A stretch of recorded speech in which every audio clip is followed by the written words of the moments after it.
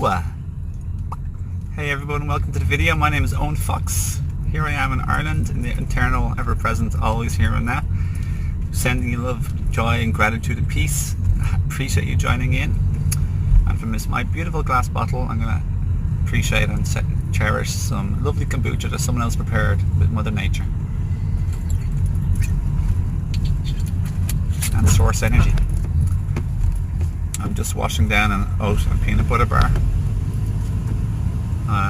In this video I thought I'd make it an interesting video that I'm new on, that I haven't really talked about much, and that is when you're feeling upset, or let's say you have strong emotions arise, yeah. There's a few different ways we can go about it. There's of course the way of non-resistance, which non-resistance is a practice of becoming aware of and then letting go of resistance. So non-resistance isn't really a doing, it's really a letting go of the block, the resistance, the tension within you. But we can only let go of something first we recognize we're actually holding on to in the first place. Alright? So yeah, there's letting go of resistance, there's non-reaction to heavy emotion, okay, non-resistance. And then of course there's reaction, and then of course there's another way some people do it, which is observer mode, where you kind of detached type of silent watcher, stillness, observer type of state. And then of course there's simply not being reactive or observer, but you're sort of just being conscious in your response. That's usually these days I try to be more conscious instead of observer mode. I do evaluate and acknowledge and check out my potential, like the resistance and judgment within me, because I know when I have a strong heavy feeling, I know it's either coming from my past trauma that I cannot remember, or it's definitely coming from resistance within me, and often a form of judgment as well on what I'm resisting. So in the past I identified what I resist or judge. What I judge, there's three ways of judging another person or even a situation, but basically a person, them judging the person to be bad, wrong or not good enough. They're the three fundamental judgments. And I did the whole observer mode extensively in the past, where I'm just sort of observing and detached, observing my body, my mind, my body, my emotions. I don't know, that's like an interesting way of being, you know. It's like tuning your radio dial to a slightly different frequency for sure. Right now I just got into it since I'm talking about it. It's like I am the silent watcher, the observer of me talking and driving. So, yeah, observer. I don't know, I don't feel observer goes as deep as actually literally paying attention to your emotions and diving deep into your psyche, your mind, your ego, your what people call your pain body or shadow, your reactive state. But it's good to do a little bit of dipping and diving, check out different ways of going about things. You know, put your foot in the water and take a little dip, test the waters and try different methods, you know. There's as many different methods as there are people, so no one way is the only way or the best way or the right way.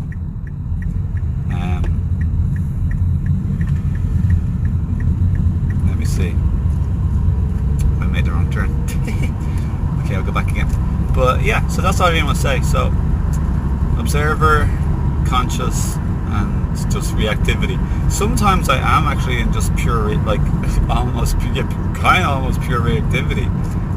Sometimes I'm definitely reactive, and I don't create the pause or the space or the time gap in between taking an action and actually between the event that I perceive and then me taking an action. If the longer you do it, the more you can take a more calculated plan of action. But if you don't wait, pause, reflect, go within, etc., then you're more likely to sort of trip up and make a mistake or fall or lash out or just be unproductive in how you, or even destructive. So yeah, I don't know, interesting topic.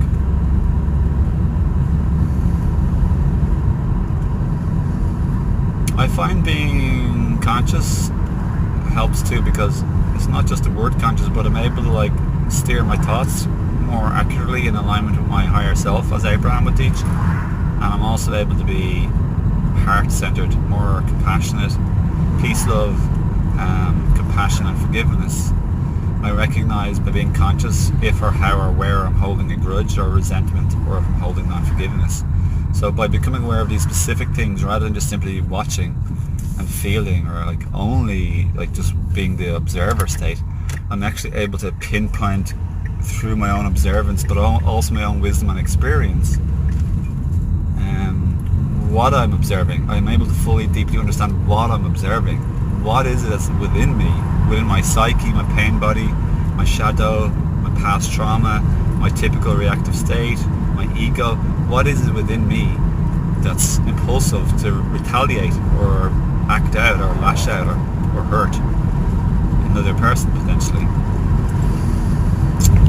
So you need more knowledge to be conscious, in my opinion, my own experience, much more knowledge and sort of more wisdom, more experience, instead of just simply practice the observer state. Because I did the whole observer state thing constantly for around 3 years, like did it all the time. Basically lived like in observer state for as my main way, basically. And I even broke down everything, like every little minor little thing I could do, I started doing it in observer mode. Such as like turning your head to the left or looking. So yeah, as I was saying in my first video, my first part is like I paid attention to like putting one foot in front of the other, sitting back down, moving one leg in front of the other, like I already said, right? Opening a bottle, opening the fridge, move my arm from my body to the press. Every little minute thing you usually don't pay attention to because it's just a stepping stone to the next stage. I paid attention to every single little bit of fraction of in between stage.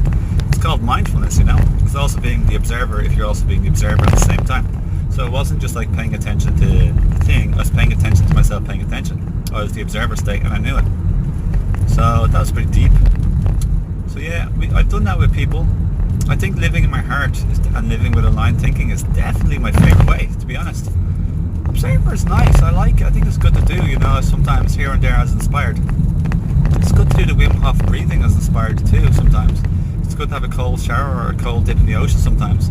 It's good to go running or cycling or dancing or skipping sometimes. It's good to do so many things, but I think some people just get a little bit too carried away with the whole like observer mode. I'm not really too sure that I am.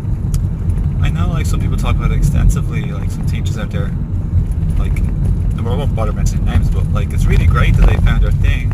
I guess other people talk about other things extensively too. Maybe there's just different levels and depths that I haven't experienced that they're going on about, and maybe that's what it is. Who knows? So I'll remain open, appreciative and humble, and enjoy the uniqueness of life and all the different individuality. We can all have different experiences and different experiences at different times. So yeah. But at my current, more recent stage, I found that just learning things that are wise and being conscious enough to apply the wisdom in my relationship and in life has been the most enlightening for me, the most positive, and where I embody the most lightness, and also where I get to connect with the most happiness and joy and love and peace and care and compassion and forgiveness and non-grudgement holding, non-grudgery and non-resentment holding. So free, I'm the most free I've ever been, the most lightness and light-filled, light energy, emotional well-being. So yeah, that's nice. That's all I really want to say. So what helped me to get to that stage is just holistic looking after my body, mind, spirit and emotion. Yep, looking after myself, healing, shadow work, knowing myself. They say knowing others is wise, but knowing yourself is enlightenment. So I'm not saying I'm enlightened, but if I've become lighter, if you know what I'm saying. A lot lighter, and I know myself so much more, and that's what real wisdom is. Like, it's much more enlightening to know yourself. There's so much more entailed to knowing yourself compared to just simply kind of knowing another person, because you go deep and vast in so many different levels. And in this video I mentioned different levels. There's a level of just overall reactivity, there's a level of observer mode, in no particular order. This is my stages, I guess you could call it. And then the level of heart-centered, heart-aligned, higher self-thought aligned,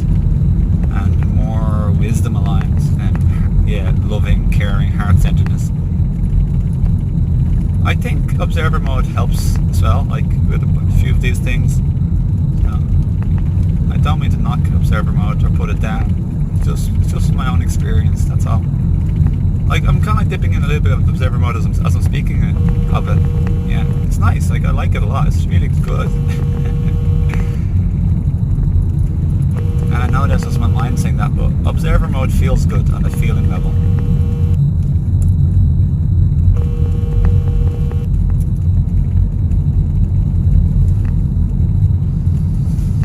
Yeah, when I was in observer mode, I used to like pay attention to washing my hands, turning on the shower, knocking off the shower,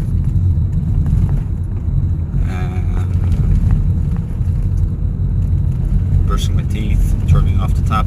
Yeah, anyway, doesn't matter. I better go. Lots of love, because I'm getting distracted from turning the right ways, to be honest. Okay, lots of love. Have a nice day, and thanks for watching, and I'll see you again on the other side.